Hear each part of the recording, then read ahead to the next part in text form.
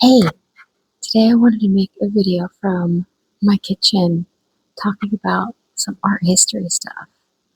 I'm currently in the process of packing up to move, and I got distracted by one of my art history books, and I wanted to show some of my favorite art pieces in there and kind of talk a little bit about them. Um, First off, I want to start with uh, like the first piece of art that anybody found. And it is, what is it called? I'm pretty sure it's just called Water-Worn Pebble Resembling a Human Face. And it's a piece of Paleolithic art. Let me see if I can show you guys with one hand here. The microphone situation might not be the best for this, but let's see if I can do it. Because I do want to show you. Oh, look at that. Okay. So this is the water-worn pebble right there. That's the first piece of art that they think, or no, it's the oldest piece of art. And it's just a rock that they think somebody carved to look like a human face. That's pretty cool, isn't it? That's the oldest art they found. 3 million BCE. It is reddish brown jasperite. It's 2 3/8 inches wide. And found it in Makapansgat, South Africa. Very cool. I'm going to skip a little bit ahead to another piece. That one was just kind of like that. Whoa, that was the first piece of art. That's crazy. There's another piece of art that I remember when I was taking my art history class, I was like immediately enamored with, and I loved the story behind it. But first, we have to stop. We have to talk about the Ishtar Gate. I don't know why they decided to move the entire thing to a museum and not just leave it where it was. So, what the Ishtar Gate is, it is a I think it's made of lapis lazuli, and it was this big gate that they found. Where did they find it?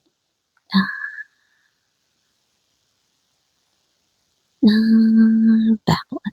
Babylon? Is that where it's from? Is that where it's from? From Babylon. Yeah, it's from Babylon. And what they did is they took it from Babylon. They disassembled the whole thing, and they reassembled it in a museum. Isn't that crazy? They took that entire gate, they took it out of Babylon, and they reassembled it somewhere else.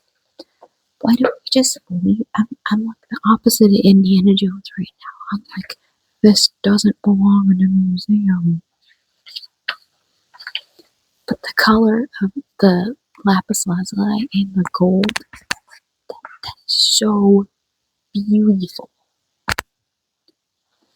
Love that. But I wish they just left it where it was. Here we go, some ASMR page flipping. Something that's really cool about those old old copper statues, or statues made of things that oxidize and get that cool patina, is that that green that green color, like how the Statue of Liberty turned green, like that shade of that dark teal color. You can't just like make it. Like, it takes time and weather and the elements, and that's very, very cool. And I can really appreciate the the I guess not the human element of it mixed with nature that makes it turn that really sick color. That's probably one of my favorite colors. It's kind of similar to that peacock green, peacock blue color, but it's specifically patina from metal being exposed to elements.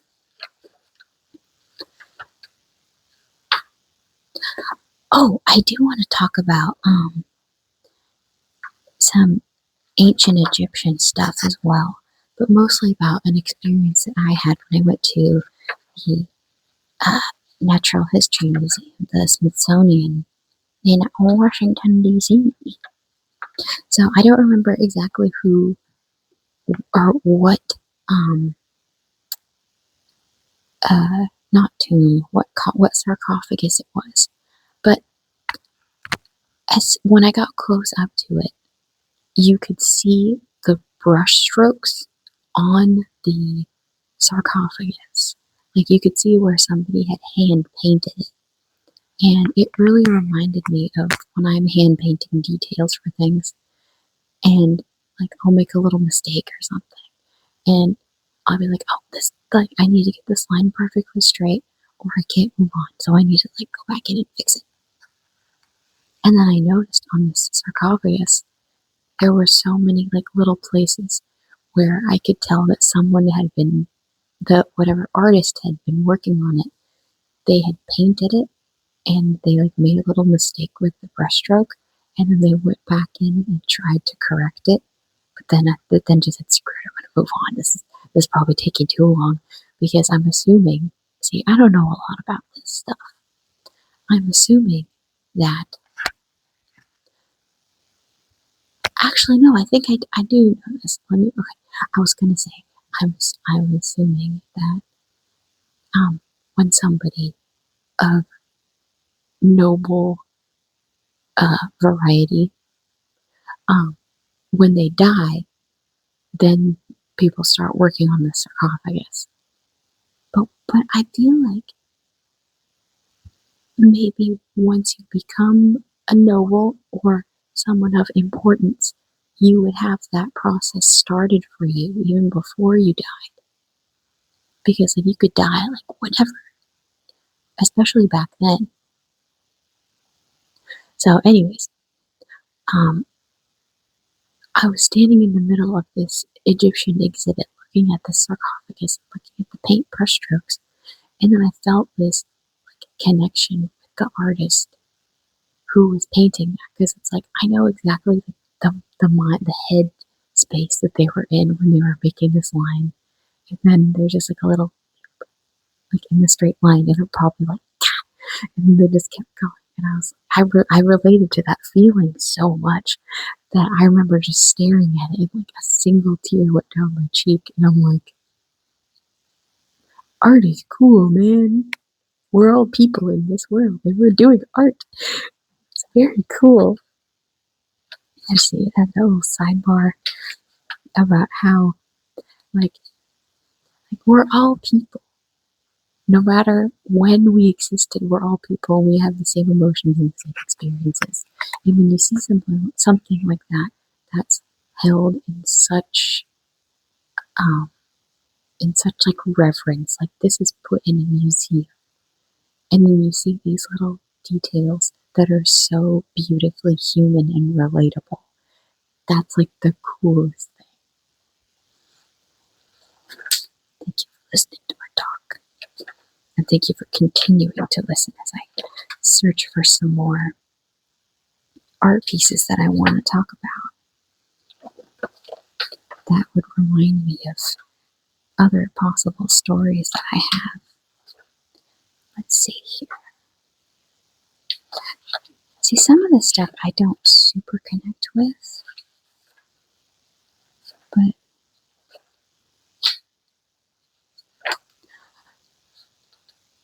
okay, that's beautiful, but I'm really bad at showing off stuff.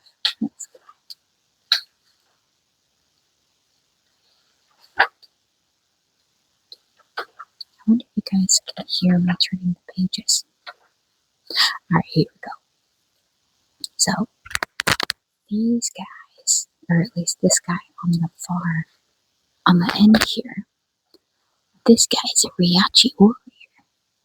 what's cool about him, I remember, is that they were on, it was like him and I think there was another, I think there was two of them.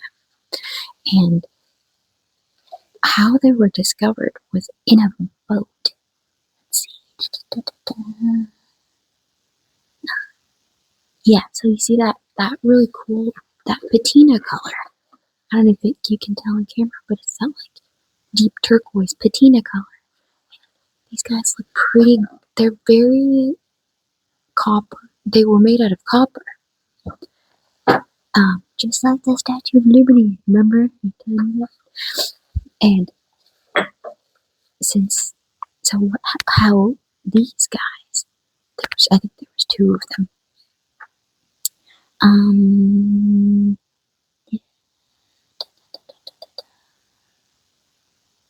Yeah, so when were they found? Hold on, I'm reading, guys. Bear with me here.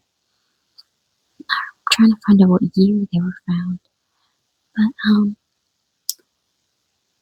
yes, divers discovered these guys when they had sunk in a boat. They were going from, they came from Greece and they were supposedly on the way to Rome, and the boat that they were in sank. So, fairly recently, like when people would go diving for fun, I'm not sure when that started, but they were discovered in the water, like in the shipwreck. So these two Riachi warriors were on their way to go to somewhere else, and then divers found them fairly recently. So they were lost, and now they're found. And something that's also very cool about their anatomy is that the way that they were sculpted, or sculpted, because they're the way that they're, like, the length of their legs and the length of their arms are ever so slightly exaggerated, where no, like, real human could have those proportions. So they're look more like perfect or godlike. And like before these guys, like around this time before that, they were making sculptures that were more realistic. Like the proportions were more attainable. But for these guys, you could not get these proportions. They looked so good. You can't even get these proportions. I'm pretty sure I'm right about that. But if I might, you know what? This is all from memory from maybe like 12 years ago. Yeah, 12 years ago, maybe 2014 is when I took this class. But yeah, the Riachi warriors are sick as hell. Very cool discovery story. I should probably learn more about when they were discovered. I really like that story of just like imagine diving in the water off the coast of Greece and being like, I just found some sculptures in the water. That'd be very cool. And there's other pieces that I wanted to show you guys. Or that I wanted to talk about. I remember the last thing I was learning in this art history class was about all the architecture, and I remember finding it so difficult to grasp and to like remember all the names. And I do remember specifically the flying buttresses. If you guys know what I'm talking about. And it was in like in a lot of like cathedral architecture. Like we were learning all the names of the columns and the way things were built, like all of those cool crazy angles and like little mini steeples and stuff, because everything had It's a very specific name.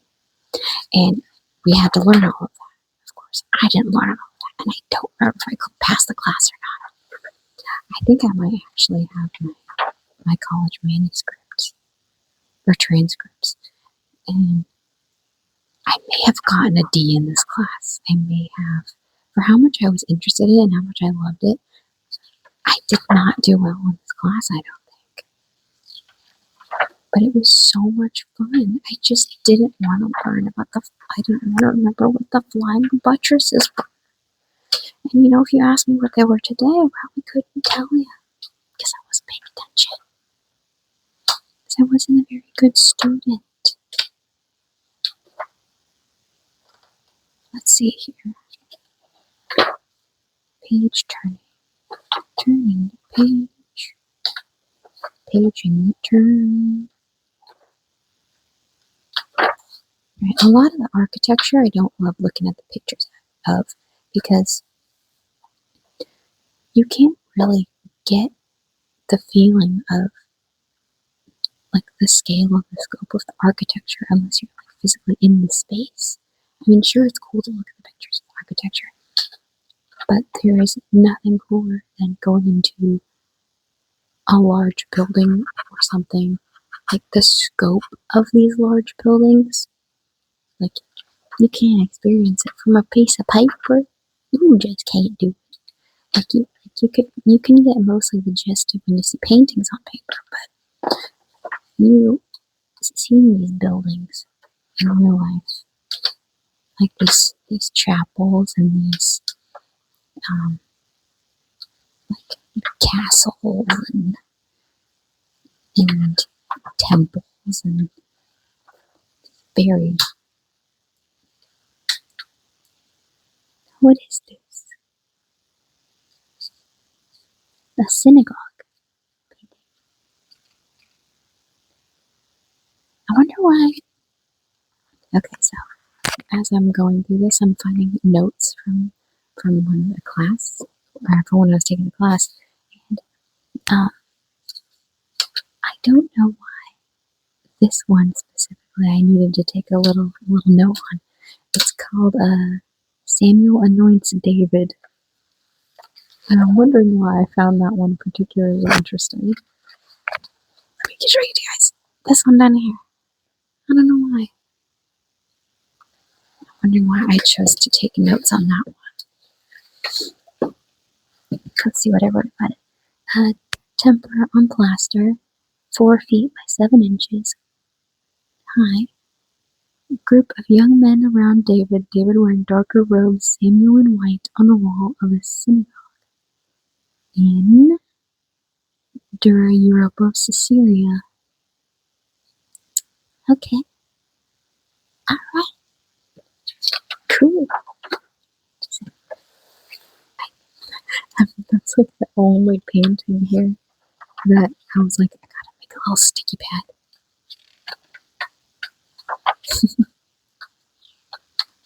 The life of Jesus in art. Jesus Christ. What is this? Oh, here we go. Oh, I know why. On one of my note pages. Key architectural. This is all the architecture stuff. Oh my god. Alright. Apparently we were learning about things from I only did the first page. That sounds exactly like what I would do. It's only 2 pages. It's only. Hey, so it was only 2 pages, and I only did the first page. Oh wait, no, sorry. There's more than 2 pages. There's 4 pages, and I only did the first page. Very good student. Very good student. I guess I just took the notes on the first page, and then I said, "See you later, nerds."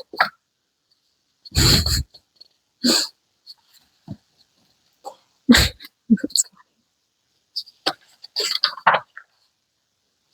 Let's see, I was starting to get into the illuminated. Oh, mosaics! Oh my god, mosaics are beautiful. I wish I knew how to make mosaic stuff. But in theory, I could probably make a mosaic because I understand how you make it. it would be a horrible mosaic, my first one at least, because cutting the ceramic pieces is such a tedious thing.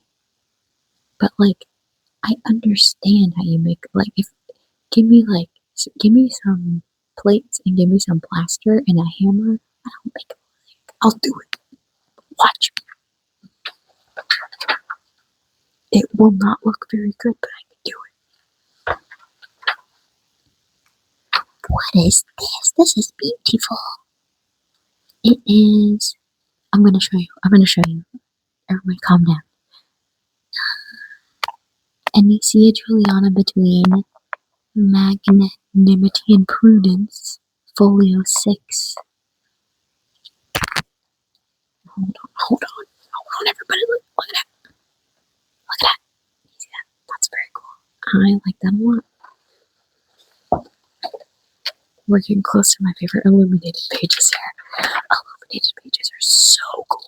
I love that. So I didn't realize until recently how much illuminated pages like really influenced how I paint. And because it's so much fun just to like just do whatever your brain wants to do on a piece of paper. And illuminated pages, like it, there's always this central thing, which is the writing. And to me, writing is the easiest thing to make a central piece out of, because something I've learned or something I know about myself is when I'm painting, I always have trouble finding what the central subject is going to be. And I find myself starting with the outer parts of the frame and moving inward. And I'm like, what is the center thing going to be? Because, like, what is the eye going to be drawn to first? And that's a lot of stress for me to like make that decision. And then I always find myself painting like the frame first and like details kind of like moving inward. And with illuminated pages, the words are the most important thing. And the words were already there. And I don't think the people who were painting the illuminated pages, they actually wrote anything. That they were just given these manuscripts, and they were like, here, make these pretty. And they said, I will. Thank you very much. And that would be such a, okay, maybe, I wonder if, hey, I should probably finish a sentence when I start talking. That'd be a good idea. I just get so excited. I was saying, I wonder if there are still, like, jobs where you can paint illuminated pages. And, like, somebody just gives you, like, a bunch of stuff to write, and they're like, make this pretty. Like, paint this on a piece of paper. I would love that. I would love to do that. That would be so cool. That would be so much fun. I'm tempted to show you guys some art that I've made recently. But, shut up. It's a carpet. Okay. This is Masked of Maksud of Kashan carpet from a funeral mosque in Iran from 1540, wool and silk. Oh, of course, it's in the Museum of London. The thieves. Look how gorgeous that is. That's beautiful. And the goblet next to the goblet. I don't know. It is. Could just be a vase of some kind. But let me see what it is. A glass with enamel decoration. 1 foot high. That's so beautiful. I love that a lot. Oh, what the frick is this? Oh my god. You guys, what is this? Oh my god. What are these colors? Okay. This right here. These two. Look at that. Look at that. I'm gonna figure out what it is. I just want to look at it. And this one too. God, I love old art. Okay, so one of all the cool, crazy shapes is. What is it? Tell me what it is. Thank you very much. Okay, it is. Seduction of Yusuf? Damn. Yusuf? What you do? The most famous Timurid manuscript painter was Behzad. Behzad. This page displays vivid color, intricate decorative detailing, and this brilliant balance between two-dimensional pattern and perspective.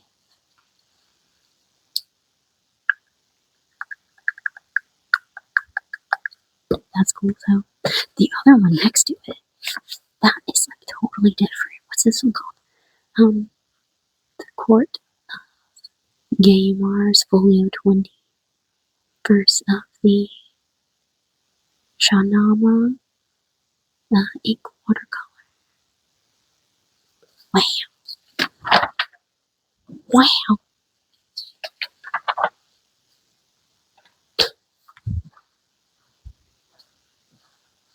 You guys aren't ready for this illuminated page. My God. Just look at the colors already. I'm gonna explode. Look at that. Are you kidding me right now? Are you joking me? Are you joking? You're kidding me. I can't even talk about it. Don't look at me. Don't even look at me. It's from the Book of Kells. Oh my God. It's tempera paint on vellum. Wait, isn't it? Oh wait, vellum. Vellum is something. Oh my God.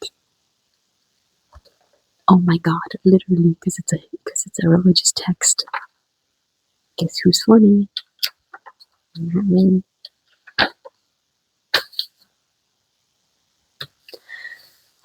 This one I remember learning about, and I about did a backflip in my college seat chair. This is a cross-inscribed carpet page, folio 26. I'm gonna learn about it first, and then you get to see it. This cross-inscribed carpet page of the Lindisfarne Gospels exemplifies the way let's start. Sorry, I don't want to read. The way Hybern the Saxon illuminators married Christian imagery in the animal interlace style of the early medieval warlords. What the frick? Don't tell me. Don't even talk to me right now. Okay, my camera's not doing it justice at all, but this is so beautiful. That's like, doesn't it seem like fun to just paint that kind of stuff? This is so freaking cool. I love that. Look. Look, this is literally me. Hold on. That's me. That's me. That's me right there. I can't even see. Yeah, that's literally me painting on my pages. Watch me set this book on fire. Don't do that. That's silly. But those guys are literally me sitting at my desk painting. That's so sick. My God. Look at this. The cover. Look at this cover. Okay. This bejeweled. Those are all jewels and gems. Around Jesus. I don't know. That thing is so pretty. It makes me like inspired to make stuff. I need to show you my journals and how it like. Give me like 2 seconds. Okay, I don't know if you can still hear me, but I'm getting my journals right now. You know what? And screw it. I'm gonna grab some paintings over here that I've been working on that I want to show you, okay? I'm gonna show you these paintings, and you're not gonna stop me, okay? Okay, maybe just the one. I'm just gonna show you the one. Alright, I'm coming back, don't worry. Everybody calm down, I'm coming back. I'm literally right here, you guys are very silly. Alright, so this is my current journal. Isn't it literally the coolest And this one, when I fill, I literally only have this many pages left until this journal is completed. So this is my next journal. Oh, isn't it so pretty? I love it so much. And there's gold leaf in it. There's gold leaf in both of them. Oh my god. Okay, and I need to show you this painting that I recently did. It's just a little flowers inside of a frame. I don't know if I'm completely done with it. I could do more. Will I? We'll see. Alright. Do you got any more paintings or any more art pieces that I want to show off in this book here? I don't know. I think that may have been just about all I wanted to talk about and show you. Yeah, I think that's about it. Now that my air conditioning's turned on and my fridge has started making noise, I think it's about time to wrap this up.